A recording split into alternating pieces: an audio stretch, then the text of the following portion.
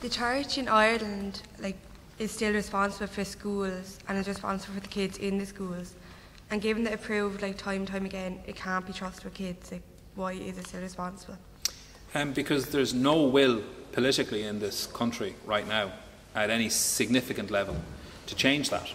I mean, we have the ridiculous situation where a year ago we had the Minister for Children, Barry Andrews, saying that he was worried about the role of the Bishop of Cloyne as patron of primary schools when it was found that his child protection practice was dangerous. And then take it forward a year later where you have Bat O'Keefe as the Minister for Education saying that, but sure, it doesn't matter if bishops are the patrons of schools because they have no role in the day-to-day running of schools anyway. So you've one, and I mean both of them sit at Cabinet. You know, the Minister for Children sits at Cabinet, the Minister for Education does, and they're saying two completely different things. I'm the chairperson of a school, of an Educate Together school, a multi-denominational school that we set up in Gorey. And believe me, the patron has a massive amount of involvement in the running of a school. In a few years ago, I don't know if some of you might be aware of this case. Did you ever hear of Louise O'Keefe? She's a woman from Cork who was abused and raped by her teacher, principal of her school, many years ago. And she took a case against the Department of Education and Science and the Minister of Education saying that you had a responsibility to make sure that I was protected in my school and you didn't do anything about it, and you should have. And the High Court dismissed her case and found that the Minister for Education and Science had no responsibility for child welfare in state-funded schools. So if a teacher hurt a child in a state-funded school, the Department of Education and Science and the Minister could not be held accountable in law for that at all. That the accountability rested completely with the Board of Management and the patron of the school. Now, the Boards of Management of schools are in the main volunteers. There are people appointed by the patron, elected by parents and some teachers, but the majority of them are just volunteers. And, you know, to suggest that people who are giving huge amounts of time and energy to the running and management of a school are going to be experts in employment law and in child protection is ridiculous. So I'm afraid I think that we're still seeing what we've seen here since the foundation of the state, and that is that if the state can find a way not to be responsible for something, it will.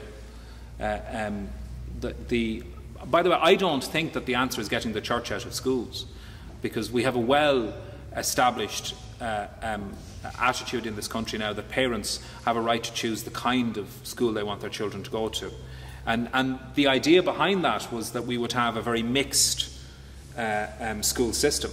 I mean, the national school system in Ireland is not an invention of the Irish state. It was here under British rule. And it was established so that Catholic and Protestant children could go to the same school.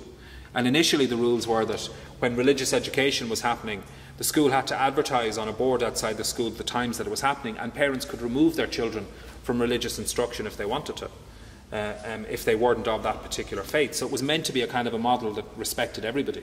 But instead it became very much a model that was dominated by the Catholic Church. But it means that the state isn't responsible for anything. I mean, in Ireland, the funding that's provided to primary schools, to national schools, is about half of what's needed for the normal day-to-day running costs. Now, when I say normal day-to-day, I mean things like heating, cleaning, insurance, that kind of thing. I'm not talking about what some people see as extras, you know, like extra equipment for schools, or arts and craft materials, or anything else like that, or school books. I'm not talking about any of that. As you all know, parents have to pay for all of that stuff, or schools have to fundraise for it. So we have an education system on the cheap, and we have an education system in which nobody seems to be really accountable for what happens within that system, and where the government certainly isn't. I mean, when the Louise O'Keefe's case happened, Mary Hannivan was then Minister for Education, and she came out and she said that the High Court had found, and by the way the Supreme Court has backed up that finding, that she as Minister for Education had no responsibility for what happened to a child in law in state-funded schools. And she said this, every national school in this country is a private institution. And it is. Every national school in this country is a private institution. Now, you would have thought, after a court said that the Minister for Education wasn't responsible in law or accountable for the safety of children in schools, that she'd go, oh my God, that's awful. Let's quickly go and enact legislation and fix that so that there is proper accountability, because we're meant to be a republic. We're meant to be a country where government is accountable to us as people who elect them for the way that we provide services. There's not meant to be some other entity, be it the Catholic Church, any other church, Amnesty International, or anybody else who decides what happens in services in this country. It's meant to be the state. You would have thought that that's what they'd rush off and do. They didn't. Instead, what happened was they sent out a number of letters, about 300 letters, to other people who were pursuing cases because they'd been abused by teachers, telling them about the ruling of the court and saying that if you don't drop your case against us, we'll pursue you for costs. And they left it as it is, and that's where it still is. So the answer is not to get the church out, the answer is to get the state in. Get the state in. I mean, I think a mix of provision is really important. It's really encouraging, I think, to see new models emerge. This morning I was over in and I'm going to forget the name of it now because I need to Newtown Junior School, which started off as a Quaker school and I think got limited recognition for the first time in 2007. I'm involved in multi-denominational education through the Educate Together system in our own school.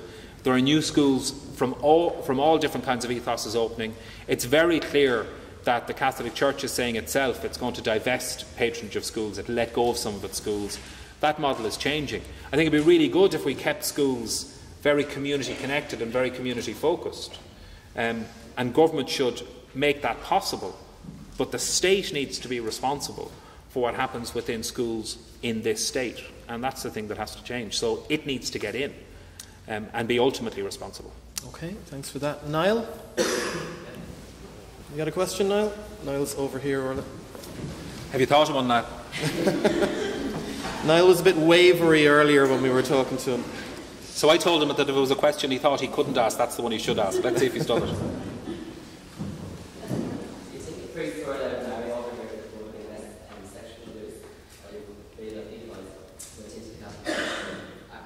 Well, you know, I mean, there's been a lot of discussion about whether or not celibacy is the reason why priests abuse children.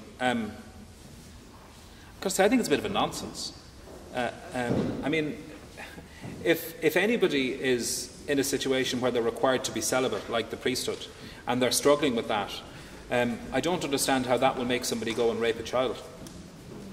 I mean, it's a ridiculous idea at the most basic level. And there are people who are living what are meant to be celibate lives who have adult relationships and consensual relationships with other adults, be they women or men or whatever. I mean, we all remember, well, you all won't remember because, bless you, you're too young, but many of us will remember Bishop Eamon Casey and the big scandal that that caused in the 80s when it was discovered that he had had a child with an adult woman. I mean, the idea that that's a great scandal now is kind of shocking when you think about it. Really, isn't it? Yeah. So, no, I don't buy that. And the Ferns Inquiry actually looked at this to a significant degree, and it couldn't see any. I mean, it didn't identify any links that would say that celibacy turns people into paedophiles. Now, I think that if you create an institution where you deny sexuality as a really vital, significant part of what it means to be human, you create an awful lot of shadow and darkness around sex and sexuality. And you're likely, I mean, and then put hand in hand with that a position that grants people unquestioned authority, absolute power, and it was absolute power within communities, unlimited access to children. I mean, to be honest, if you were a paedophile and you were going to think, well, where can I go where I'll get loads of access, where nobody will ask any questions and where I can do whatever I want? Well, that was one place to go. So I think that position, the power, because very often sexual crimes, particularly child abuse, they're about power really. I mean, they're not even necessarily, at the end of it, the dysfunction is not even around sex, it's around power. And the exploitation and the abuse of power on a really, really grand level. Well, those are positions that held power on a grand level. So they were going to attract people whose agenda it was to abuse power. Just like, I mean, we saw in other parts of the world. I mean, when I founded One in Four, it was in the UK. And at that point, 94% of UK police forces were holding major investigations into historic child abuse in care homes in the UK. And it was clear that, I remember in North Wales, there was a huge scandal in North Wales about abuse in boys' homes there. And again, you had the same situation. People being granted absolute authority over very vulnerable children, where nobody questioned, where nobody looked, where nobody asked questions. And it attracted people who wanted to abuse that position and that power. So.